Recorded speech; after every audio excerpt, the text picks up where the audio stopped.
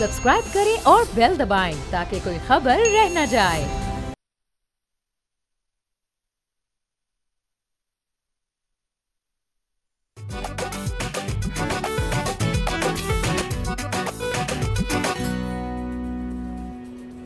अस्सलाम वालेकुम, बोलो जो नाम में खुश आमदीद। मैं हूँ रमला बेग और मेरे साथ journalist and analyst Asad Nizami end of course हमारे फेवरेट जूनियर तजियाकार अली आफ्ताब सईद। और मैं सोच रहा था कि पूरे इस वक्त तमाम चैनल्स पे election commission versus supreme court चल रहा होगा, तो क्यों ना इस मौके पे एक कामिंग इफेक्ट मैं और रमला वैलेंटाइंस डे मनाएं लाल पहन के हम आगे।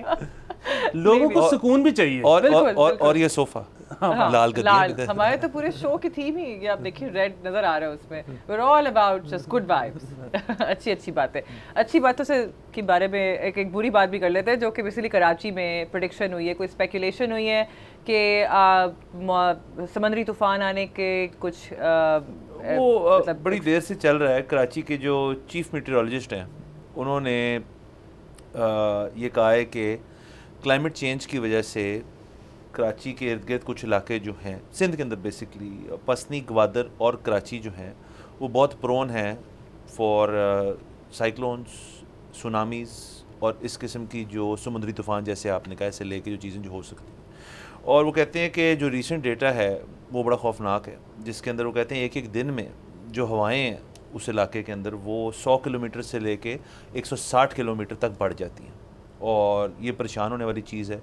अक्सर ये होता है कि हमारे ख़िते में जब भी कोई साइक्लोन अलर्ट या हरिकेन अलर्ट आता है तो कराची जो है उसको भी ऑन अलर्ट कर दिया जाता है। अल्लाह का शुक्र है कि अभी तक इस किस्म की चीज़ तो हुई नहीं है, लेकिन ज़ाहिर है जिससे दुनिया के अंदर क्लाइमेट चेंज के इफ़ेक्ट्स आ रहे हैं वो ये चीज़ें मंजर आम पे आ रही हैं। आप यही देख लें कि लाहौर के अंदर इस दफ़ा जो कि हम अभी दिसंबर के महीने में हैं तो अब ठंड जो है वो फील होना आपको शुरू हो रही है। और नवंबर का जो शुरुआत थी जब तो उसके अंदर तो मामला अभी शुरू नहीं हुए थे, अभी भी दिन में टी शर्ट ही है।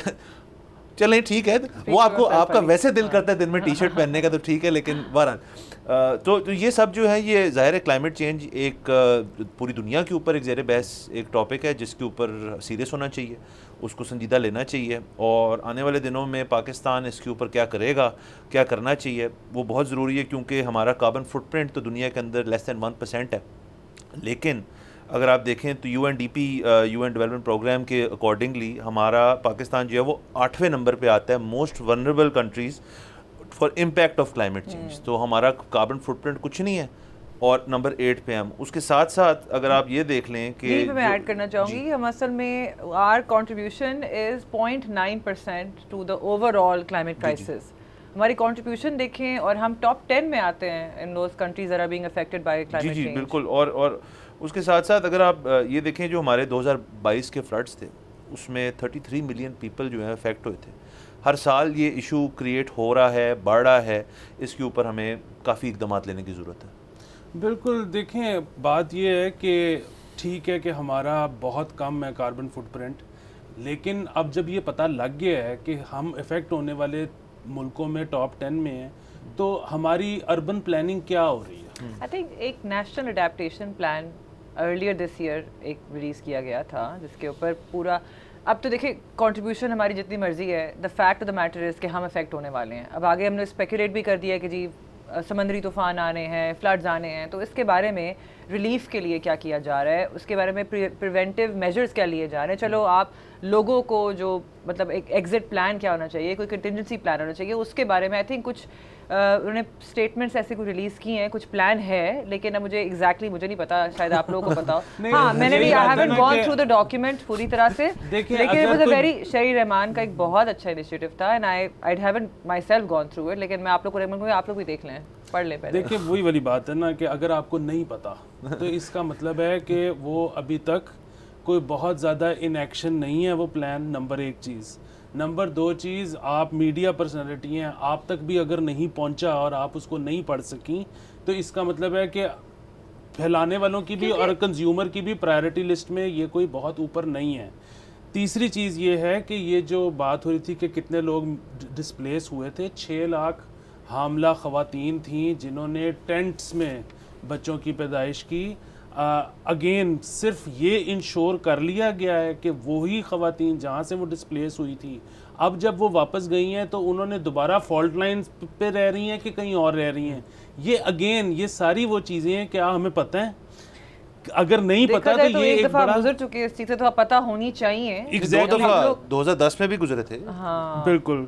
सो मसला यहीं पे है कि अभी तक वो 2 हफ्ते पहले या 2.5 हफ्ते पहले सेनेट में एक रिपोर्ट पेश की गई जिसके मुताबिक 2025 में लाहौर में पानी ख़त्म हो जाना है, 2070 में वो जो आपकी सतह समुद्र इतनी ऊंची हो जाएगी कि जी वो कराची नहीं रहेगा। तो भाई वो जो 14 करोड़ के 10 मरले के प्लॉट ले रहे हैं कराची में, उनका क्या बनना है? सो ये अगेन इस बारे में कोई बात ही नहीं कर रहा। इस वक्त भी आप टीवी ऑन करके देखें मुख्तलिफ चैनल्स पे और देखें चल क्या रहा है। अच्छा, उसके अलावा आप ये देखें कि जो आप ये फ्लड्स की बात कर लें, 33 मिलियन बंदा इफेक्ट हुआ, जो कि पूरे कनाडा की पॉपुलेशन है, उतना बंदा सिर्फ इफेक्ट हुआ है यहाँ पे।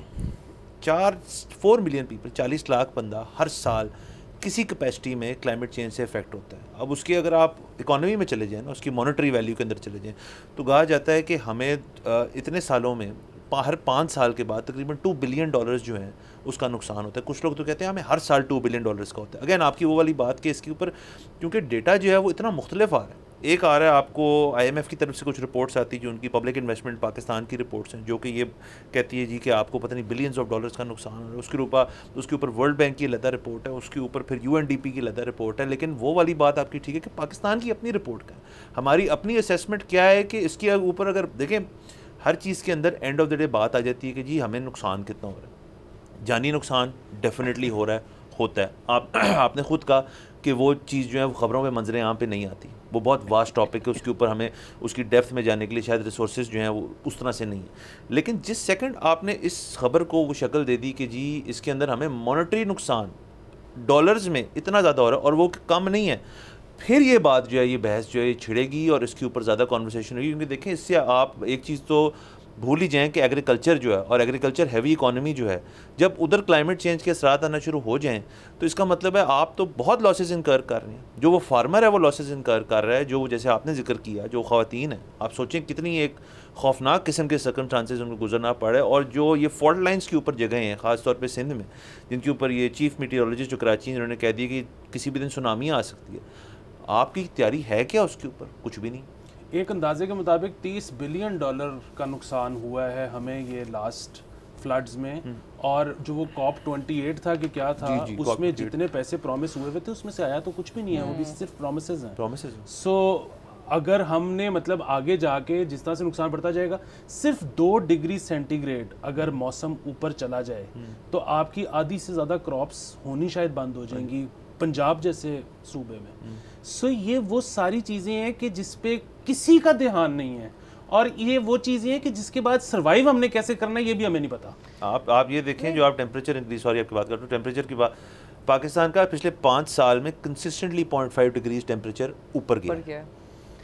लेकिन इलेक्शंस भी ज़रूरी है ना, बिकॉज यही तो हमारे डिसीजन मेकर्स होंगे, यही तो हमारी हुकूमत चलाएंगे जो कि आके कुछ बेहतरी की तरफ लेके जाएंगे। डेफिनेटली। और तो मैं तो कहता हूँ जितना यंग ब्लड हो हमारी पॉलिटिकल गेटअप में, इशारा कर रहे हैं मैं किसी की तरफ भी कर रहा हूँ, अली की तरफ कर रहा हूँ, आपकी तरफ कर रहा हूँ, मतलब कुछ लोग अब देखिए क्लाइमेट इश्यूज जो हैं वो जैसे आप कहते हैं बाबूज जो हैं वो उनके रेडार पे नहीं था, क्योंकि वो रेडार पे दुनिया में आना शुरू हुआ पिछले 10-15 साल के अंदर।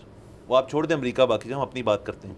लेकिन जो यंगर लॉट है, हम उसी दिन अपने शो के ऊपर हम जेन Z, जेन Y, X2 जब जो भी बात कर रहे थे उनके ऊपर, वो एक क्लाइमेट के इशू के अंदर बड़े हुए हैं। तो ये इशू जो है back of the mind subconsciously उनको पता है हाँ यार ये बड़ी चीज़ है। वो अलग बात है रोज़ उसके ऊपर बहस नहीं करते हो, लेकिन जब ये चीज़ सामने आएगी और आपकी कैबिनेट के अंदर कोई ऐसे लोग होंगे जो इस चीज़ को संजीदा लेते हैं तो फिर मामला आगे जाएंगे। आपकी बात वो ठीक है। ये जो यंग ब्लड की तरफ आपने मेरी तरफ इशारा किया ना, मैं इलेक्शन लड़ना चाहता था। आपका ब्लड यंग है। हाँ, मैं अभी भी लड़ना चाहता हूँ। मेरे ना अनफॉर्चुनेटली कोई रूरल कॉन्स्टिट्यूंसी नहीं है, और आप वापस बातें इलेक्शन पे खुद भी ले आए हैं। हाँ देखिए, पता है जो रूरल वोटर है ना वो बड़ा अक्लमंद होता है। वो आप उसके पास जाते हो, वो आपको सीधा सीधा कहता है जी मेरे थाने का काम कौन करवाएगा, मेरे अस्पताल का काम कौन करवाएगा, मेरे काम कौन करवाएगा, बस मैं उसको वोट करूँगा। अच्छा, ये जो अर्बन वोटर है ना, इसके पास जाना फजूल काम है। उसकी वजह ये कोई ना अफाकी नौयत के मसले देख रहा होता है कि जी खान साहब आएंगे तो फ़लस्तीन का यूं हो जाएगा, मियाँ साहब आएंगे तो बरतानिया और उसकी यूं करके ओए अबे तेरी FIR कटती नहीं है, तू किन चक्रों में पड़ा हुआ है। सो मैं जो है ना इसलिए कैंपेनिंग अभी शुरू नहीं कर रहा सर। आप अच्छा, इसी यही वजह, बिल्कुल यही वजह है। ठीक है, आप सबसे पहले पार्टी तो बनाए ना, आप देखें कितना बंदा आता है। देखिए खान साहब जो हैं वो, या चले खान साहब जो हैं उन्होंने अपनी एक लंबी तवील PTI का एक बहुत लंबा असर था, उसके बाद जाके वोटिंग। आप शुरुआत तो करें, बुनियाद डालेंगे, उसके बाद लोग आएंगे आपके पास, और अर्बन से ही आएंगे आपके पास लोग। मैं पार्टी बना चुका हूँ, ये करीब लॉन्च हो जाएगी। पार्टी का नाम है खास आदमी पार्टी। वाह। क्योंकि आम आदमियों की ना हर कोई बात करता है, खास आदमी की कोई बात नहीं करता। और वो उनकी जो खास कैरेक्टरिस्टिक्स होंगे वो भी बता दें क्या होने चाहिए। कम गो, नफीस और बारीक। अच्छा, बारीक भी होना चाहिए। हाँ, और देखें बात पता है कि मैंने एक और चीज़ ये देखी, जब आप कहते हो ना कि मैं फलानी चीज़ करने लगा हूँ, ये ना सारों के लिए है, कोई नहीं इंटरेस्टेड होता उसमें। जब आप कहते हो ना कि ये मखसूस लोगों के लिए है, फिर सब आना चाहिए। यानी कि ये पाकिस्तान की पहली पॉलिटिकल नीश पॉलिटिकल पार्टी होगी। एग्जैक्टली, क्या बात है। इसमें ये भी होगा कि कई लोग आके कहेंगे कि हम इसका हिस्सा बनना चाहते हैं, और मैं कहूँगा चलो निकलो, कोई चक्कर नहीं। आप यानी कि आप उनको एक टेलर मेड सॉल्यूशंस देंगे। वापस लेके आना चाहूंगी आप दोनों को लाला लैंड से वापस क्लाइमेट चेंज पे लेके आना चाहूंगी। जी जी, let's talk about actual problems, should we?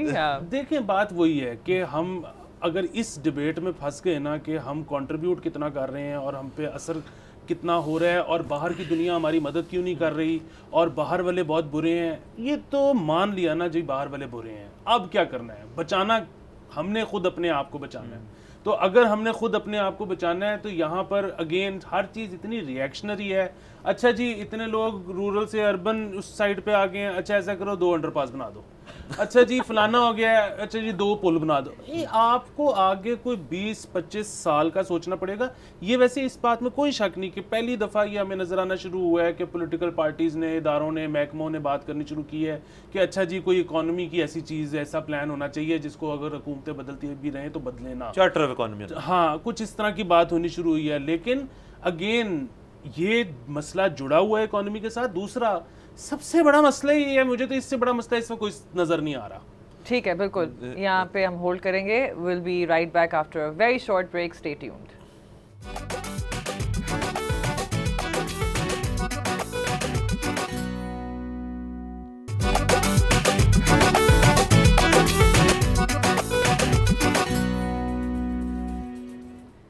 Welcome back to Bolo Janab. Break से पहले हम बहुत डिस्ट्रेसिंग खबरों पे बात कर रहे थे, लेकिन आगे चलते हैं। लाहौर में एक बड़ी इंटरेस्टिंग डेवलपमेंट हुई है। लाहौर हाई कोर्ट ने एक ऑर्डर दिया है to make sure that social media पे जो अक्यूज्ड हैं उनके इंटरव्यूज़ ऐसे पोस्ट ना किए जाएं। एंड इट्स ट्रू बिकॉज मैं काफ़ी, इट्स वेरी कमेंडेबल कि जी ये जो justice Ziyali Bajwa, if I am getting justice Ali Zia Bajwa ने कि जो उन्होंने ऑर्डर पास किया, it's actually a good initiative. ये जो एडवोकेट मियां अली हैदर साहब है उनका था।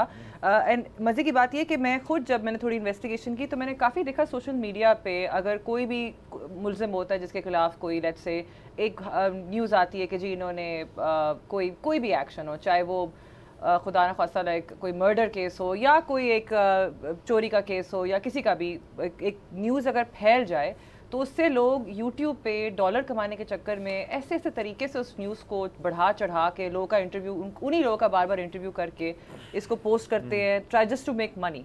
सो I think this was a really good initiative in my perspective. हाँ जी, इसमें जस्टिस अली ज़िया बाजवा और हाई कोर्ट में उन्होंने काफ़ी और बातें भी की। एक तो डेफिनेटली इसका मुद्दा पूरा तो यही था कि जी आप मुल्ज़िमान जो हैं उनके इंटरव्यू नहीं कर सकते, उनका 2015 कोड ऑफ कॉन्डक्ट की भी खिलाफ वर्जी है। उसके अलावा आप उसको कन्फेशन के तौर पे भी यूज़ कर सकते हैं, जो कि बहुत गलत है। और ये इस चीज़ को डिस्करेज करना चाहते हैं कि आप देखते होंगे कि किसी भी कोर्ट के बाहर कोई भी मुल्ज़िम हो जो अपनी पेशी के लिए गया है, बेल पे हो क्यों ना हो वो, लेकिन वो है तो मुल्ज़िम, तो उसके ऊपर आप उसका इंटरव्यू नहीं कर सकते। उसमें उन्होंने जो बात की असल में वो ज़्यादा मज़े की थी। वो ये थी कि मुँह में अगर माइक डाल दिए किसी के और कहें जी कि जवाब दें आप, तो अगला जो है वो मजबूर नहीं है जवाब देने के लिए। ये बात बिल्कुल ठीक है। उन्होंने कहा जैसे आपको बात करने की आज़ादी है वैसे किसी को खामोश रहने की भी आज़ादी है, और ये बात बिल्कुल ठीक है। लेकिन मैं इसके अंदर एक अपना पॉइंट डाल दूँ। जो लोग अगर इस चीज़ से कभी गुजरे होंगे, कोई रिपोर्टर जो है आपके पास, जैसे उन्होंने कहा कि मुंह के पास माइक लेके आ गए हैं, तो अगर आप आगे से नो कमेंट कह दें तो आप फिर अब्जॉर्व्ड हैं, फिर आपकी बात आ गई, आपका कमेंट ये है कि जी मेरे पास कोई कमेंट नहीं है, फिर आप बात ना करें। उसके बाद अगर कोई रिपोर्टर जो है फिर भी इंसिस्ट करता है कि आप कोई ना कोई बात करें, तो आप ऑब्लिगेटेड नहीं है करने के लिए, और इससे शायद वो डिस्करेज हो जाना चाहिए। हाँ, उसके बाद अगर कोई इंसिस्ट कर रहा है कि नहीं जी आप बात करें, उन्होंने इस चीज़ का भी हवाला दिया कि जी आप ट्रैफिक स्टॉप्स पे जाके लोगों के इंटरव्यू करते हैं, गाड़ी में बैठे होते हैं, उनके यहाँ माइक डाल देते हैं, और किसी ने नहीं बात करनी तो वो ना करें, ये बात बिल्कुल ठीक है। अच्छा, इसके अंदर जो फ्लिप साइड है, तो पहले आपने परमिशन लेनी होती है कि मैं आपको लाइव टीवी है या आपको रिकॉर्ड करने लगा हूं, कंसेंट तो लेनी होती है कोई, इनका कंसेंट यहाँ पे इस तरह का नहीं है। वैसे उसको बाकी अमूमन दुनिया में रिलीज़ कहते हैं, जो आपकी होती है लिमिटेड रिलीज़ कहते हैं, कुछ और कहते हैं, जिसके अंदर आप फिर जो आपकी बातें होती हैं you agree to do it, लेकिन वो बहुत फॉर्मेलिटी के अंदर, किसी आप जगह पे चले गए हैं जहाँ को वाकया हो गया, वहाँ पे आप लोगों से कंसेंट लेके थोड़ी बात करेंगे, आप तो लोग जो खड़े उनसे बात करना शुरू कर देंगे। वो बंदे के ऊपर अपनी खुद उसकी अथॉरिटी है कि वो कहे जी मैंने बात नहीं करनी। अगर आपने बाय सेइंग कि जी मैं बात कर रहा हूँ आपसे, then you have consented to talk to that person. हाँ, आगे जाके वो जो रिपोर्टर है उस बात को अगर या जो कोई इदारा है वो उस बात को मैनिपुलेट करके गलत तरह प्रेजेंट करे, वो ऑब्वियसली गलत है, वो नहीं होना चाहिए। तो मैं इसमें थोड़ा सा अपना जो मेरा पॉइंट ऑफ व्यू है वो ज़रा डिफरेंट है कि जी ये भी गलत बात है कि आप कहें जी कि आप जो हैं किसी से बात नहीं कर सकते, या आप YouTube पे बात नहीं कर सकते, या फलाने से बात नहीं करते। ये तो फिर देखें ना, सीधा आप फ्रीडम ऑफ एक्सप्रेशन के ऊपर जा रहे हैं और फ्रीडम ऑफ द प्रेस के ऊपर जा रहे हैं, और उसके ऊपर तो फिर आपको याद है माजी के अंदर जब पीका ऑर्डिनेंस आया था तो उसके ऊपर कितनी बहस हुई थी, और वो पास भी नहीं हो पाया, और वो जो उसकी जो इनिशियल स्पिरिट थी जो वो लाना चाह रहे थे वो नहीं कर पाए। और खैर इसके अंदर जो वकील इस हवाले से जिनसे सवाल किया वो अहमद पंसोटा साहब हैं, उनसे उन्होंने पूछा कि जी यूट्यूब के ऊपर रोकथाम कैसे होगी। उनका जवाब बिल्कुल ठीक आती, उसके लिए जी FIA है ना, उसको FIA को आपने मैंडेट दिया हुआ है, अगर आपको कोई पर्सनल प्राइवेट कंप्लेंट है अगेंस्ट यूट्यूब कॉन्टेंट या ऑनलाइन डिजिटल कॉन्टेंट तो आप FIA में जा सकते हैं। नहीं, मुझे तो इस सारी चीज़ की समझ ही नहीं आई। उसकी एक वजह है, उसकी वजह ये है कि अगर एक मुल्जिम है, अगर कोई कानून एग्जिस्ट करता है कि आप उसका इंटरव्यू नहीं ले सकते, तो फिर तो पुलिस ही आपको मना कर देगी कि आप नहीं ले सकते। नंबर एक चीज़। नंबर दो चीज़, बिल्कुल वो अगर हो गया है, वो बेल पे था, वो हो गया है, एक चीज़ अपलोड हो गई है, FIA can take it down. Again, अगर इस तरह का कोई कानून है कि मुल्जिम इंटरव्यू नहीं दे सकता, अगर इस तरह का कोई कानून नहीं है तो फिर वो इंटरव्यू दे सकता है। स्पेसिफिक नहीं है शायद। बिल्कुल, नंबर एक चीज़। नंबर दो चीज़ ये कि यहाँ पे तो अब आजकल मुझे पता नहीं, लेकिन आज से कुछ साल पहले तक आपको याद होगा हमारे टीवी चैनल्स पे मकबूल तरीन शोज क्राइम शोज होते थे, और उसके अंदर जेलों के अंदर हवालात के अंदर इंटरव्यू चल रहे होते थे। तो इजाज़त कौन देता था? मतलब हवालात के अंदर जाके इंटरव्यू आप कर सकते हैं थाने की मर्जी के बगैर, मेरा ख्याल था। अच्छा, तीसरी चीज़ ये है कि ये जो बात हो रही है ना कि कंसेंट और वो सारा कुछ, मतलब मैंने बहुत ज़िंदगी में वॉक्स पॉप किए हैं। जाहिर है आप जब किसी भी बाजार में किसी बंदे के पास माइक ले जाने से पहले किए थे, हमेशा परमिशन लेते थे, कंसेंट लेते हैं, फिर आप उनसे पहले इसलिए भी पूछ लेते हो, अगर आपने वो कैमरे पे आपकी बेइज्जती कर देगा तो आप बचे रहोगे। सो इसमें मुझे ना मसला नहीं नजर आ रहा। और चौथी और आखिरी मेरा जो पॉइंट है ना वो ये है कि अगेन खुद नहीं सोचना चाहिए। आप देख लें मुअज़्ज़ब मुल्कों में क्या होता है, वहां पे इजाजत है तो फिर आप भी कुछ नहीं कर सकते, और अगर वहां पे इजाजत नहीं है तो फिर कर लो बंद। सब सादा सा है ये काम। इस पे बहुत ज्यादा पता नहीं क्यों ये परेशान एक परेशानी का बायस ये भी है कि वो कहते हैं जी हर बंदा जो कैमरा और माइक पकड़ के चलना ले जाए तो वो साफी नहीं बन जाता। अब देखें ना, ये तो सिटीजन जर्नलिज्म के ऊपर डिबेट आ गई। सिटीजन जर्नलिज्म से हमने देखा है, तो एक ओवरआर्चिंग डिस्कशन है जो बहुत लंबी, जो हम पहले भी कर रहे थे कि सोशल मीडिया पे जितने भी लोग, सिटीजन जर्नलिज्म एक रियलिटी है। एक ज़माने में नहीं थी, जब सिर्फ इदारे होते थे, इदारे से मुंसलिक शख्स जो है वो साफ़ी होता था। अब दुनिया चेंज हो गई है। क्यों चेंज हुई है? क्योंकि प्लेटफॉर्म ज़्यादा आ गए हैं। अब यूट्यूब भी एक प्लेटफॉर्म है जर्नलिज्म के लिए। इन्फॉर्मेशन और इन्फॉर्मेशन की मैनिपुलेशन नहीं आती, उससे कर्टेल करने के लिए आपको नहीं लगता कि कुछ अगर नहीं, उसका बड़ा सादा जवाब है। आधे से ज़्यादा लोग जो सिटीजन जर्नलिज्म करते हैं उनसे अगर आप पूछें तो वो कहते हैं कि जी जो मीडिया आउटलेट्स हैं वो इतने ज़्यादा दबाव में होते हैं कि वहाँ से सच बात नहीं निकलती, हम बताते हैं सच असल में क्या है। ये उनका जवाब है। ये उनका जवाब है। ये भी एक एंगल है, लेकिन आपका ये कहने का मतलब तो नहीं है ना कि सारे के सारे सच बोल रहे हैं, कोई इन्फॉर्मेशन मैनिपुलेट नहीं कर रहा, कोई भी गलत बात नहीं कर रहा, सब बात सही कर रहे हैं। नहीं, ये तो अज्यूम करने वाली बात है। बिल्कुल गलत कर रहे होंगे, लेकिन अगेन जो गलत कर रहा है, देखें ये बिल्कुल वही डिबेट है कि आप पे, क्योंकि यहाँ पे कोई इस तरह की अदालत जो है रिलीफ अमूमन नहीं देती कि आपके ख़िलाफ़ गलत खबर लग गई है तो आप उसका कुछ नहीं कर सकते। ठीक है, आप इसलिए कह रहे हो कि जी पूरा यूट्यूब बंद कर देते हैं या लोगों को इंटरव्यू करने की इजाज़त ही बंद कर देते हैं। भाई बात ये है कि अगर किसी के बारे में कोई गलत खबर लग गई है, जिस तरह बरतानिया में होता है, अमेरिका में होता है, लिबरल लॉज होते हैं, सजा हो जाती है। लेकिन बात असल में दूसरी चल रही है, वो ये है कि अगर आप एक अक्यूज्ड हो, फॉर एग्जांपल लेट्स से आपके खिलाफ एक FIR कटी है, you are accused of let's say murdering somebody or stealing something. अब वो न्यूज़ वाले जो हैं, citizen journalist that you talking about, इस बात को बहुत तरीके से उछाल सकते हैं, बार बार आपके सामने माइक ले आ सकते हैं, आप कोर्ट आ रहे हैं, कोर्ट से निकल रहे हैं, अब उस प्रोसेस में वो आप एक प्रिजनर, सॉरी नॉट प्रिजनर, आप एक अक्यूज हैं, आपके कुछ कॉन्स्टिट्यूशनल राइट्स हैं, जस्ट बिकॉज आप पे एक इल्ज़ाम आया, इसका ये मतलब नहीं कि आप कन्विक्टेड हैं।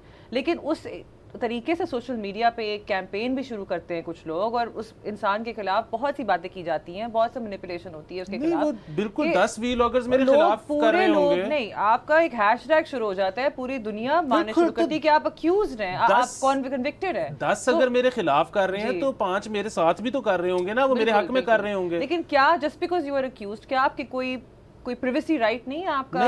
कि उन्होंने कहा अगर मैंने कह दिया नो कमेंट, हाँ तो बस बात। अब हर इंसान को नहीं इस तरह का, इसका अमेरिका में क्या होता है, बर्तानिया में क्या होता है, कॉन्स्टिट्यूशनल राइट अपना वो स्टेट कर देते हैं कि जी। और दूसरा ये तो देखिए आप भी कर, इसके अंदर बात पुलिस की भी आती है कि हमारे आम आदमियों को तो डिबेट कर रहे हैं, इधर हम बैठे क्यों हैं? तो लंबी डिबेट है, हो करो बैठो, मैं आस्तीन चढ़ा लेता हूं। अरे दूसरा इसके अंदर ना बात जो है वो पुलिस की भी आ जाती है। उन्होंने ये भी कहा कि जी पुलिस कैसे अलाउ करती है कि रिपोर्टर्स जो हैं वो वहां उस बंदे तक पहुंच सकें। तो ये भी तो हो सकता है फिर ज्यादा बेहतर तरीका कि जी किसी मुलजिम को लेके जा रहे हैं, वो भाई वापस अदालत से लेके जा रहे हैं जेल में, या अदालत से वो जा रहा है अपनी गाड़ी में, तो आप उसका प्रोटोकॉल बना दें कि जी फलाना एक्यूज जो बंदा है, जब उसकी मूवमेंट है वहाँ साफी नहीं होंगे, तो ये मसला वैसे ही खत्म हो जाएगा। और इसमें ये वाली बात भी आती है कि जी अगर आपने जवाब नहीं, वो ये कहते हैं कि अगर आपने जवाब ना दिया, तो उन्होंने खुद ही कह दिया, अगर आपने जवाब ना दिया तो बात खत्म हो जानी चाहिए। वही वाली बात है जी, मैंने जवाब ही नहीं दिया आगे से तो बस बात खत्म है। अच्छा मैं मसला बताता हूँ। मसला ये है कि जब साफ़ी आ जाते हैं सामने और कोई मुलजिम हो या कोई सियासतदान हो या कोई भी बंदा हो, बहुत कम होते हैं ऐसे जो कहते हैं जी कि मैंने बात नहीं करनी।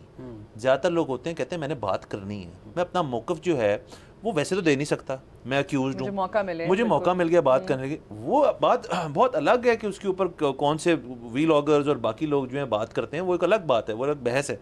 उसके ऊपर किसी और दिन भी हम कर सकते हैं कि वो भी पॉइंट तो बहुत अच्छा है उनका कि जी वो जो बंदा दिल में आए बोल दे, वो तो ये करने के लिए नहीं बैठे, वो तो सिर्फ अभी उसके लिए। दूसरा अगर आप ये देख भी लें, इस मुल्क के अंदर प्रिंट मीडिया होता था सन 2000-2002 से पहले।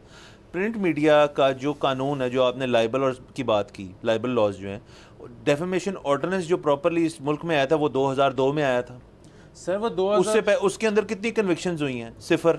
उसके अंदर कितने लोगों को आज तक हरजाने देने पड़े हैं? 0।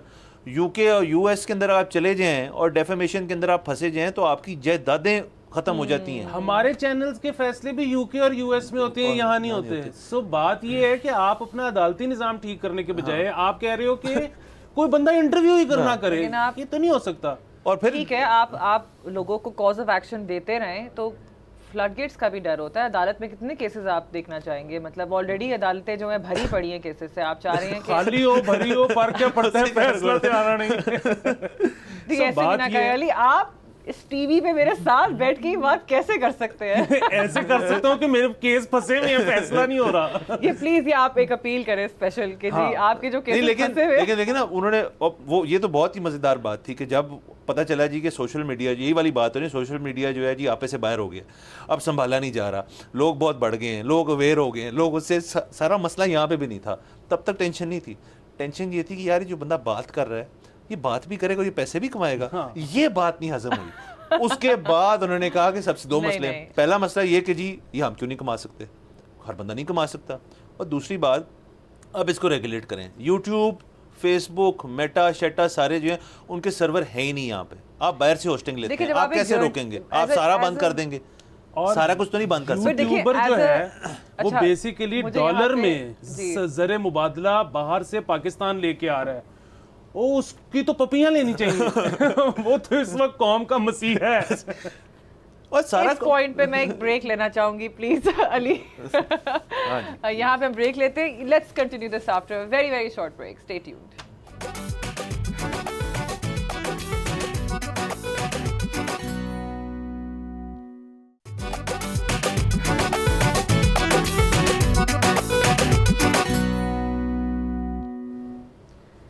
Welcome back to Bolo Janab. हम ब्रेक से पहले डिस्कस कर रहे थे about the recent Lahore high court का जो ऑर्डर है रिगार्डिंग अक्यूज्ड का इंटरव्यू लेना उनसे कंसेंट के बगैर और उसको इन्फॉर्मेशन को मैनिपुलेट करके फैलाना just to earn some dollars on YouTube and other social media platforms. क्या वो सही है कि गलत है? अली का और असद का ये अंदाजा है कि बिल्कुल ठीक है, they have every right to do whatever they need to do. अच्छा बाय द वे ये सिर्फ यूट्यूबर्स को नहीं कह रहे थे, ये तमाम सोशल मीडिया के नहीं ये तमाम साफियों को, इलेक्ट्रॉनिक मीडिया को भी, हर मीडिया को कह रहे थे। बल्कि देखिए हम तो उन लोगों में से थे जिन्होंने बहुत उस पे शाबाशी दी, तालियां बजाई जब सुप्रीम कोर्ट ने लाइव अपनी वो समाअत की। हाँ। दूसरी चीज हम तो उस पे भी कह रहे थे कि इन्होंने सब चैनल्स को फ्री में क्यों दे दिए हैं ट्रांसमिशन राइट्स, ये अपना यूट्यूब चैनल बनाए और ये भी पैसे कमाए। इसमें बुराई क्या है? पता नहीं कितनी एपेटाइट है लोगों की यूट्यूब के ऊपर सुप्रीम कोर्ट की देखने के लिए। शायद हो भी, वैसे को पता नहीं, ये तो करके पता चलेगा। देखते सब हैं, लेकिन चलिए आगे चलते हैं। आई बिलीव अच्छा इससे पहले मैं ये अगली स्टोरी पे चलते हैं, उसमें डिस्कस करना चाह रही थी ये जो केस जो भी फाइल हुआ था इसकी जो जस्टिफिकेशन जो थी वो ये थी कि मैंने खुद भी देखा था, एक लड़की थी, एक औरत थी अपेरेंटली, और इवन दैट किड जिसका जो अंडर एज ड्राइवर था जिसके पास लाइसेंस नहीं था, he ended up killing few people in the other car. तो उनका जो कहना था कि जी उसका भी जिस तरह से अभी वो उसके बारे में फैलाई जा रही है सोशल मीडिया पे, उसकी तस्वीर बार बार, वो भी चलो आपके खिलाफ आप FIA के आगे जा सकते हो फोरम पे टू मेक श्योर कि ऐसा ना होए। लेकिन ये बात तो सच है कि हमारे यहाँ पे कोई भी अक्यूज होता है तो उसके पीछे सोशल मीडिया की जो शुरू हो जाती है campaign just to be the first one to post about something sensational या समथिंग दैट इज कंट्रोवर्शियल, तो उस चीज़ को कर्टेल करने के लिए ज़रूर कोई ना कोई मैकेनिज्म होना चाहिए। बात फैल जाए FIA के आप जा रहे हो, जब तक जितनी देर में आप FIA के पास जा रहे हो वो चीज़ हटवाने के लिए, तब तक आप बदनाम हो गए हो, तब तक आपके बारे में जो लोग एक परसेप्शन बना चुके हैं वो बना चुके हैं। डेफेमेशन पे जिस दिन एक बंदे के खिलाफ फैसला आ जाएगा ना, सारे केस। तो आप कैसे कह सकते हैं कि लोगों को जो बातें कर रहे हैं करने दें? डेफेमेशन का केस कर तो सकते हैं, वो फैसला नहीं ना आता। जिस दिन कोई पाकिस्तानी अदालत फैसला सुना देगी सारे मतलब कुछ आ भी जाते हैं। अभी जिस तरह डेफेमेशन का केस एक बड़ा हाई प्रोफाइल केस था एक जिसके अंदर फैसला भी आया था, जो एक खातून सहाफी वाला है ना, थोड़े दिन पहले की बात है, लेकिन मसला ये उनको क्या अदारे को पैसे देने पड़े, उन्होंने बस रिटर्न एक माफी मांगी, बात खत्म हो गई। सो जिस दिन कोई बड़ा फाइन ठुकेगा ना, सब ठीक हो जाएगा, सब ठीक हो जाएगा। चलो ये प्रेडिक्शन अली की हम ध्यान में रखेंगे। अंडर एज ड्राइवर्स के बारे में कोई नहीं, उससे पहले क्रिकेट में बड़ा कुछ हो रहा है, क्रिकेट पे तो आने दें। अच्छा जी, एंड क्रिकेट सर दो खबरें आपको। जी नसीम शाह और उनके बाकी दो भाई पहली दफ़ा क्रिकेट PSL की हिस्ट्री में हुआ है, या क्रिकेट की शायद हमारी हिस्ट्री में हुआ है कि तीनों भाई एक ही फैमिली से एक ही टीम में खेलेंगे। वाह वाह। और तीनों फास्ट बॉलर, तीनों नसीम, हुनैन और उबैद जो है इस्लामाबाद यूनाइटेड के अंदर तीनों सेलेक्ट हो गए। तीनों के लिए नई टीम है क्योंकि नसीम शाह को अब इस्लामाबाद यूनाइटेड ने उठाया, और ये दोनों नसीम शाह से यंगर हैं और अपनी अपनी इनकी भी हैं। एक ने अभी ये नेशनल T20 में काफ़ी अच्छा परफॉर्म किया, एक ने अंडर 19 जो दुबई का था हमारा टूर्नामेंट उसके अंदर परफॉर्म किया। तो बॉलर तीनों हैं सर। इसका मतलब है कि एक ही फैमिली से फास्ट बॉलिंग हमें मिलेगी आने वाले बहुत सालों के लिए। तो एक फैमिली ने हमें कितने साल स्क्वॉश प्लेयर दिए हैं। सो ये एक फैमिली में कितनी देर अकबल्स दी है। तो ये हमारा फैमिलीज का सीन है। ये भी अच्छा है, लेकिन चले PSL अब गरम गरम हो रहा है, लेकिन एक और कंट्रोवर्सी PSL जिससे आप यकीनन नाराज़ होंगे। अहमद शहजाद को फिर सेलेक्ट नहीं किया। अहमद शहजाद जो है वो 2020 से फैन है। अच्छा। अली एज अ क्रिकेटर उनको एंजॉय करते हैं। सर मैं क्या हंस रहे हैं? बिल्कुल ठीक है, जबरदस्त है यार। देखें वो पता है वो ऑन फील्ड जिस तरह की चीजें करते हैं ना, वो बेसिकली क्रिकेटर तो वो जैसे भी हैं वो शोमैन है। हाँ। तो मैं अप्रिशिएट करता हूँ कि ऐसे लोगों की वजह से टिकट बिकता है। हाँ। एक दफ़ा आपको पता है उनकी और जो इंडियन बैट्समैन है विराट कोहली की एक कंपटीशन लग गया था। सो विराट कोहली की एक कोई इमेज आ गई थी जिसमें उनके एब्स शेब्स जो हैं बने हुए तैयार जो हैं वो तो कहता है ऐसी की तैसी। तो अहमद शहजाद ने भी एक वीडियो जिम से भेजी जिसमें जिसमें उनके तो 6 थे, इनके मेरे ख्याल में कुछ 2.25 थे या 1.5। तो वो बात जो है वहाँ तक बनी, लेकिन कॉन्फिडेंस जो है बस इसी मैंने कॉन्फिडेंस बहुत अच्छा। वो जी वो बहुत नाराज़ है। उन्होंने कहा जी कि अब मैं आइंदा नहीं खेलूँगा, मैं नहीं खेलना, अगर मुझे 2020 से नहीं रखा तो मैं वापस नहीं खेलना चाहता PSL। और फिर उन्होंने जो बात की वो पहले भी मीडिया में गर्दिश कर रही थी बात, वो कहते हैं मुझे तो बहुत ऑफर हैं, मैं तो अपने मुल्क की खातिर, वो कहते हैं पेट्रियटिज्म का कोई रिवॉर्ड नहीं है इस मुल्क में, ये उन्होंने बात की है एम एच शहजाद ने। और इस वजह से अब मैं डोमेस्टिक जो है उसके ऊपर मेरी परफॉर्मेंस देख लें, जो कि बहरहाल बुरी नहीं थी, और बाकी लीग दुनिया में और लोग जाते हैं, मैं भी जाऊंगा। सर नहीं, उन्होंने ना वैसे देखें बड़ी अच्छी बात है कि वो खेल रहे हैं डोमेस्टिक और वो परफॉर्म कर रहे हैं या कोशिश कर रहे हैं, लेकिन उनकी परफॉर्मेंस इतनी अच्छी नहीं थी जितनी उनकी मीडिया कैंपेन अच्छी थी। उनकी जो 100 की एवरेज थी ना इस नेशनल T20 में, वो उन टीम्स के अगेंस्ट थी जो कि टॉप 8 में नहीं थी। जो टॉप 8 में थी उनके खिलाफ उनकी एवरेज 20 या 25 थी। लेकिन बहरहाल बहुत ज़्यादा एक हमने देखा समा बांधा गया ट्विटर वगैरह पे, जो कि बड़ी अच्छी बात है। अगेन अब देखिए, आप कुछ भी करते हैं ना, अब आपको वो काम भी आना चाहिए, साथ आपको सोशल मीडिया भी आना चाहिए, साथ में आपको PR भी आनी चाहिए। अब ये अब आपको मेरा नहीं ख्याल अली, ये तो आपकी ओवरऑल आपकी टीम के मार्केटिंग मैनेजर जो PR के लोग होंगे उनको आना चाहिए। आप तो फोकस करें अपने स्किल पे। नहीं, उनको खुद भी बड़ा शौक है, वो बड़ी वो ऐसे पर्सनल कैपेसिटी वो करते होंगे, which he has every right to. नहीं, उनकी PR की टीम है, उनकी टीम है। नहीं, उनकी टीम है, अपनी नहीं है सोशल मीडिया प्रेजेंस। उनकी टीम है, और मैं सिर्फ ये कह रहा हूँ कि अब ये ऐसे ही होगा, मेरी भी है, और अब ऐसे ही होगा। वरना अगर आपको अपने आप को बेचना नहीं आता तो फिर आप बहुत आगे नहीं जा सकते। मतलब जितना मर्जी आपके पास स्किल, मतलब खैर जा तो सकते वो भी एक स्किल है, ये भी एक स्किल है टू एक्चुअली हैव अ। नहीं, उसके भी तो बहुत डिफरेंट किस्म के मैट्रिक्स हैं कि ज़रूरी नहीं है कि आपने आपके पास अच्छी PR टीम हो या अच्छी मार्केटिंग टीम हो तो आप जो मर्जी कर लेंगे। वो उसके पीछे को पता की बात भी होनी चाहिए। तो अब तो लोग ढूंढ रहे हैं, जैसे आप कहते हैं कुछ तरली मच जाए, कुछ चीज। आप बात कर रहे थे कुछ दहशत होनी चाहिए सोशल मीडिया कैंपेन के पीछे। अगर कुछ है ही नहीं, सब्सटेंस ही नहीं है, तो किसको वो कितना कर लेंगे? कोई शक नहीं, मैं यही कह रहा हूँ कि स्किल के ऊपर ये सारी चीजें आनी चाहिए। तो उनके पास ये ऊपर वाली चीजें तो आ गई हैं। दहशत नहीं उनकी। नहीं, वो स्किल भी है, जाहिर है। तो ये आपने बड़ा अच्छा वेल लेफ्ट किया है, बड़ा अच्छा आपने कवर किया है। नहीं देखिए, बड़ी अगर वो नहीं खेलेंगे खुदा ना खास्ता डोमेस्टिक आप पाकिस्तान में, तो वो बाहर जाके लीग्स खेल लें। ये जो है ना कि पेट्रियटिज्म का यहाँ पे रिवॉर्ड नहीं है। देखिए, ये जो टीम्स है ना, ये इसमें पेट्रियटिज्म कहाँ से आ गया है? एक लाहौर की टीम है, एक कराची की टीम है, एक इस्लामाबाद की टीम है। अच्छा, इनके पीछे भी ब्रांड्स हैं बाकायदा।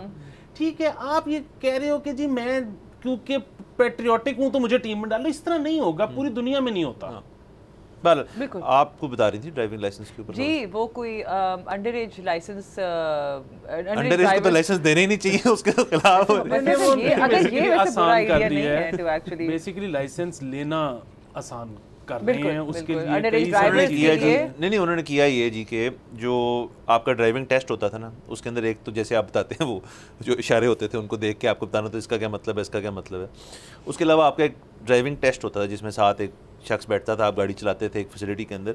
वो फैसिलिटी यहाँ पे गालिबन 1 या 2 थी, तो उन्होंने उसके अंदर किया ये कि 4 और डाल दी हैं कि जी अब ड्राइविंग टेस्ट भी होगा, उसके अंदर 4 नई फैसिलिटीज़ भी हैं, उनका मुआयना भी हुआ, वो लॉन्च भी होने लगी हैं, एक फोर्ट्रेस में ऑलरेडी एग्जिस्ट करती है। उसके अलावा अनाउंसमेंट्स क्यों नहीं करते नेशनल टीवी चैनल्स पे ये कैंपेन? हाँ, एक करनी चाहिए। ये मैंने एक नेशनल अखबार से खबर पढ़ी। अखबार पे नहीं, बट अखबार देखिए, अखबार नहीं, वैसे एक आपको एक कैंपेन मैस लेवल पे शुरू करनी चाहिए कि why it's dangerous, and parents के लिए खास तौर पे।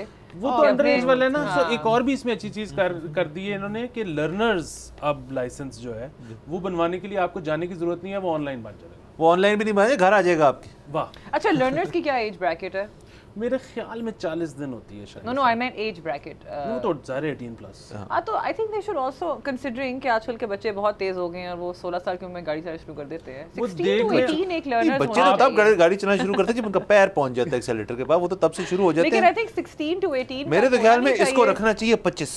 मेरा तो ये ख्याल है कि ये बड़ी इंटरेस्टिंग कन्वर्सेशन है और ये कर लें बेशक आप घबराती हैं लंबी बहस से, वरना जिस दिन ये हो जाएगा फिर उसके बाद बहस ये शुरू होगी कि अच्छा तो फिर वोटिंग राइट किस एज में मिलना चाहिए, अच्छा फिर बच्चे की शादी किस एज में होनी चाहिए। तो बड़ी बहुत नहीं, तो 18 जो आपकी एक अपेरेंटली एडल्ट एज है जिसपे आप एक फ्रॉम माइनर टू एडल्ट आप हो जाते हो, तो वो काफी मुल्कों में चेंज कर दी गई है बेस्ड ऑन अगली जनरेशन की कुछ चीजों में। हाँ, कुछ चीजों में, बट मैं ये नहीं कह रही कि आप फिर वोटिंग में भी चेंज करें, मगर इस रिगार्ड में तो डेफिनेटली आप मेरे तो ख्याल में इससे उल्टा होना चाहिए। मैं तो उल्टी अप्रोच का बंदा, मैं तो कहता हूँ 18 में भी लाइसेंस नहीं देना चाहिए। आपको लाइसेंस देना चाहिए 18 से लेके 20 या 22 साल तक लर्नर्स, जिसके ऊपर आपकी लिमिटेड ड्राइविंग हो विद गार्डियन साथ हो, अगर ना हो तो आपका लर्नर्स कैंसिल। और 20-22 जब आपने गाड़ी जो है एक हद तक चला ली है, शहर में आपको समझ आ गई है, तो फिर आपको उसको बात को आगे ले जाए। सर देखिए एक मसला बहुत है, समझने का मसला नहीं है। हर साल टेस्ट हो कि आपकी एज तो ठीक है लेकिन अभी भी आप छिछोरे तो नहीं हो। लेकिन ऐसा इसमें एक और बहुत बड़ा मसला है। तो आई थिंक लड़कों को एक सेपरेट लाइसेंस लेना पड़ेगा व्हेन दे आर ड्राइविंग, कि एक तो ड्राइवर्स लाइसेंस और एक छिछोरा लाइसेंस। ये 4 सेंटर्स जो हैं, are they fit to drive and to be on public roads in the same vicinity as women? ये टेस्ट होना का और इसमें लाइसेंस होना चाहिए। ये 4 सेंटर्स जो हैं ये पैसे ज़ाया किए मेरे नज़दीक, उसकी मैं वजह बताता हूँ। ये 4 सेंटर्स जहाँ पे हैं और जहाँ पे एक बंदा जाके नहीं खाली नहीं पड़े, अभी तो फुल भरे हुए हैं, लाखों लाइसेंस बन रहे हैं, ये तो कम थे, बट इनका कोई फ़ायदा नहीं है। ये आपको जो चीज़ सिखाएंगे वहाँ जाके या आपसे समझेंगे कि आपको आती है, वो पार्किंग होगी या यू टर्न होगा या कुछ, ये रियल वर्ल्ड में पाकिस्तान के अंदर जैसे गाड़ी चलाते हैं लोग, ये उसमें एप्लीकेबल ही नहीं है। आप देखें यहाँ पे जितना अनलाइसेंस्ड बंदा इतने सालों से गाड़ी चला रहा है, अब आप उसको लाइसेंस करने की कोशिश कर रहे हैं, तो आप लाइसेंस लेके आपने एक चीज़ सीखी है कि यार गाड़ी इधर चलानी है, इस लेन में चलानी है, यहाँ रहना है, वहाँ लेना है, टर्न सिग्नल, ये वो 10 and 2 सब कुछ जो आपको सिखा दिया वो किसी और ने नहीं करना। आपको असल में ड्राइविंग टेस्ट पता है कहाँ लेना चाहिए इनका?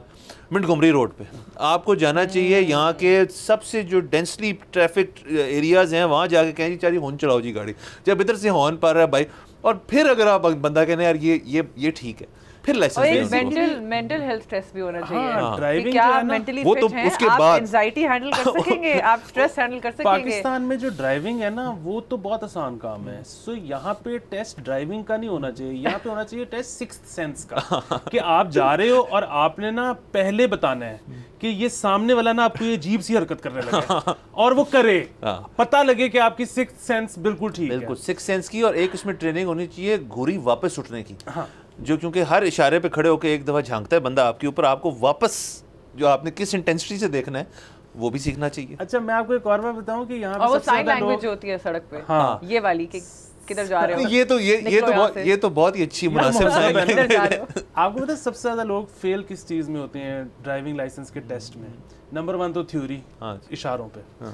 नंबर 2 उनका एक टेस्ट है कि आपने गाड़ी रिवर्स करनी है, साइड व्यू मिरर्स में पीछे खुद मुड़ के नहीं देखना।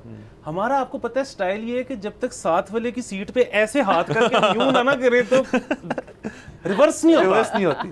और अब तो देखिए जितनी नई जनरेशन की गाड़ियां आ रही हैं उनमें रिवर्स कैमरे भी है, लेकिन उसके अलावा किसी बंदे ने उसको देखना नहीं है। और साइड व्यू मिरर्स तो खैर आपके सबसे बेस्ट फ्रेंड होते हैं गाड़ी चलाने के लिए, वहीं तो सारी कहानी समझ आ रही होती है, और फिर तो छोड़ दें पार्किंग के ऊपर बहुत ज्यादा हो रहा है। अच्छा अब इसमें ना घुसें because then we gonna keep the entire segment on गाड़ी चलाते कैसे है। Not that we're experts here, मगर अगली नहीं मैं बड़ा एक्सपर्ट हूँ गाड़ी पे। ये क्लेम कर रहे हैं Ali can test both of us and check who's better at driving। आप गाड़ी का बंद कोई भी लें, गाड़ी इस शहर में एक्सपर्ट हूँ, बाहर के मुझे आप फेंकने के तो वहाँ मुझे नहीं पता क्या होगा जब रूल्स की बात आएगी। नहीं मैं भी अपने आप को काफी एक्सपर्ट। अच्छा मैं आपको एक और अच्छी खबर दूँ। जी पंजाब फूड अथॉरिटी की तरफ। अच्छा वो जो ये मछली से रिलेटेड तो नहीं है? मछली और निहारी और निहारी की मछली। Punjab food authorities gets obsessed with machhli. बहुत अच्छा करते हैं, बहुत अच्छा करते हैं। उसकी वजह बताता हूँ। उन्होंने किया ये जिन्होंने जगह जगह जाके छापे मारे हैं देखने के लिए कि गोश्त किस किस्म का है और ख़ास तौर पे तेल किस किस्म का है। तो जी 1200 किलो बैड मीट मुख्तलिफ दुकानों से पकड़ा गया, 200 लीटर यूज्ड ऑयल जिसमें वो मच्छी तले जा रहे थे वो उन्होंने बरामद किया। 1,30,000 रुपये उनको फ़ाइन किया और मैनेजर्स जो हैं कुछ रेस्टोरेंट्स उनको अरेस्ट भी किया इस चीज़ के ऊपर PFA ने। सर मैं इसके खिलाफ हूँ। सर क्या हो गया? सर देखें हमारा असूल है कि जितना गलीज उतना लजीज। ठीक है, अब ये आपका असूल हो सकता है। ये जो रेस्टोरेंट्स पकड़े गए हैं ना, this is actually true because actually हमारे घरों में भी ये नॉलेज नहीं है लोगों को कि तेल कितनी देर तक यूज करना है और उसी कुकिंग ऑयल में उसी वो फ्राइंग पैन के अंदर वही पूरा रमजान चला लेना है। आप इन्हीं रेस्टोरेंट्स पे अब अगर जाएंगे ना तो आपको मजा नहीं आएगा क्योंकि तेल वो नहीं है। हाँ क्योंकि पैलेट जो है वो पैलेट हमारा सेट हो गया है गलीज। आप कह रहे हैं गलाजत से सेट हो गया। लेकिन वैसे दैट्स ट्रू, ये जो मच्छी होती है ना, ये जो इन जगहों की खास तौर पे जो फ्राइड होती है, अमेजिंग।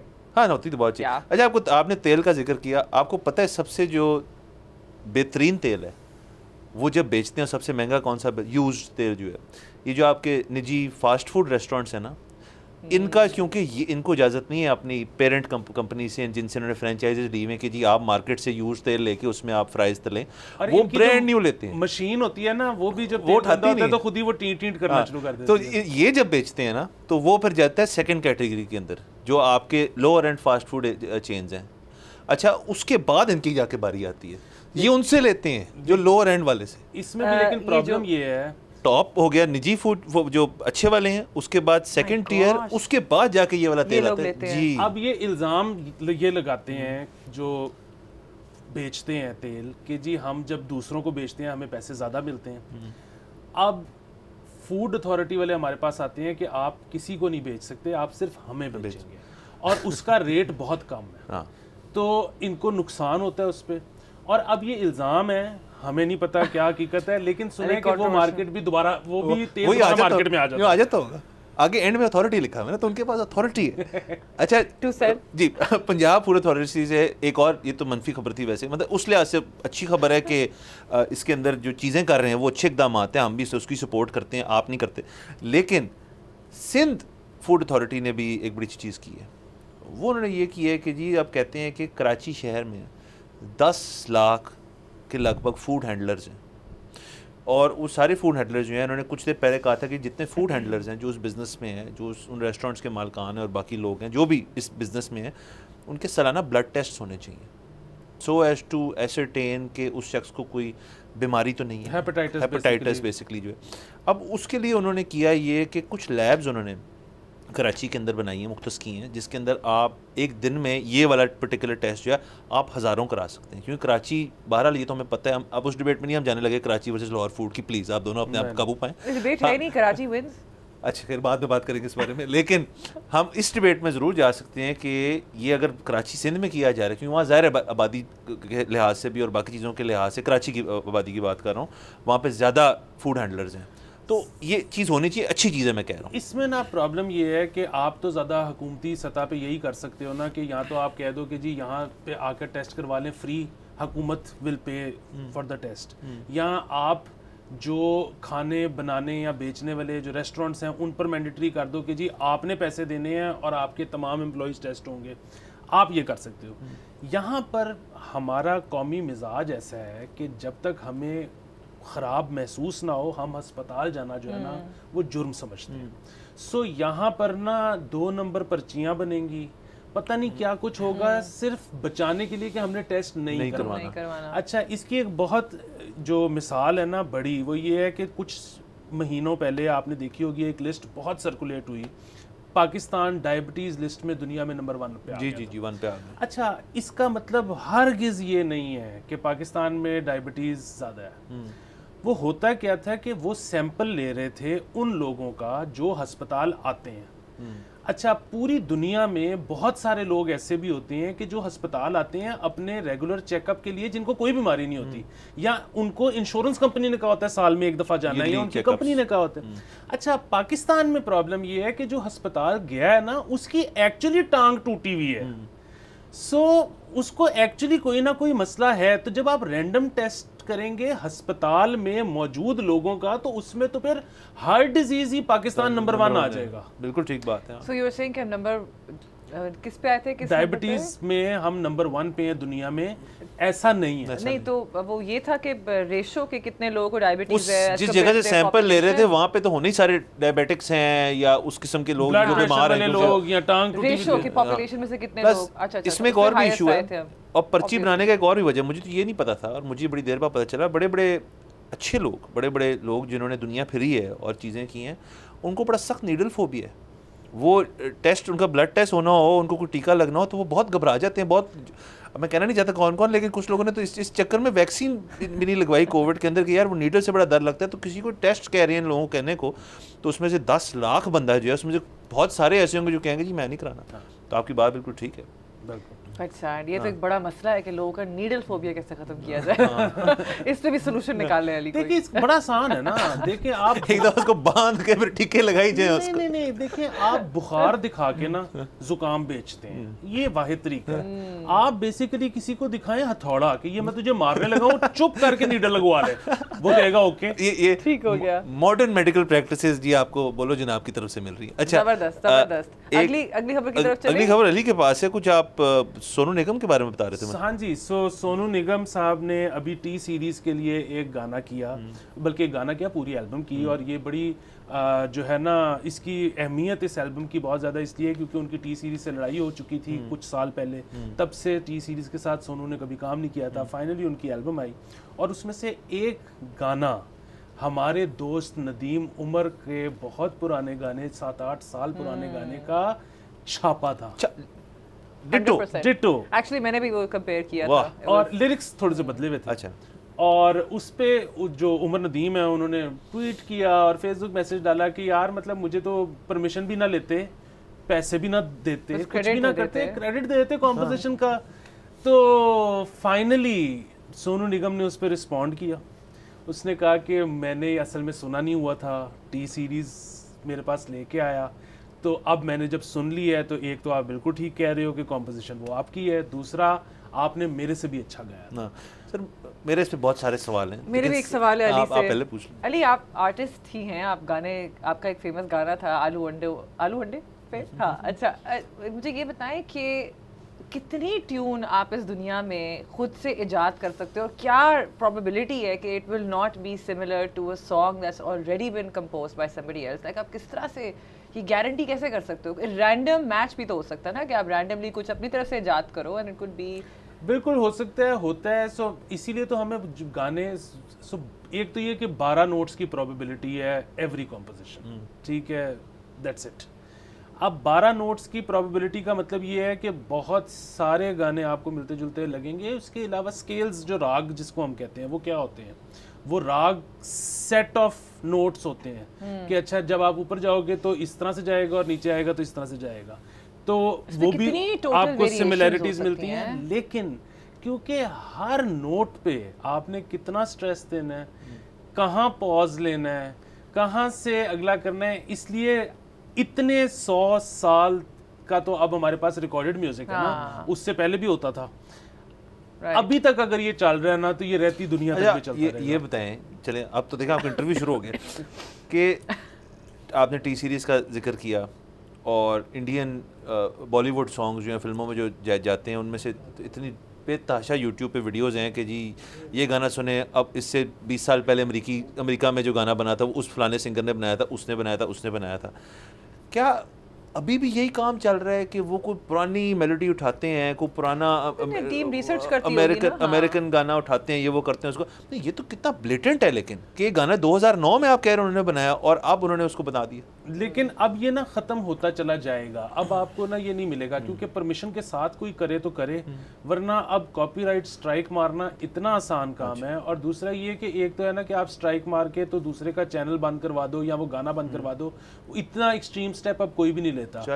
अगर मैं सिर्फ ये प्रूव कर दूं कि ये गाना मेरे गाने का चोरी है तो वो गाना भी चलता रहेगा, उसकी सारी मोनेटाइजेशन वहां से मेरे पास आ जाएगी। जबरदस्त। चलें, ये तो हल बता दिया आपने। फ्यूचर में किसी के साथ ऐसा भी होगा तो they will definitely follow your advice. Thank you so much Ali. ये मैं कैसे कर लेता हूँ? मिल गई लाइफ डन। चलिए, thank you so much for watching us. इंशाल्लाह कल दोबारा सेम टाइम, 3 of us, बोलो जनाब। Stay tuned. Take care of yourself. Allah Hafiz.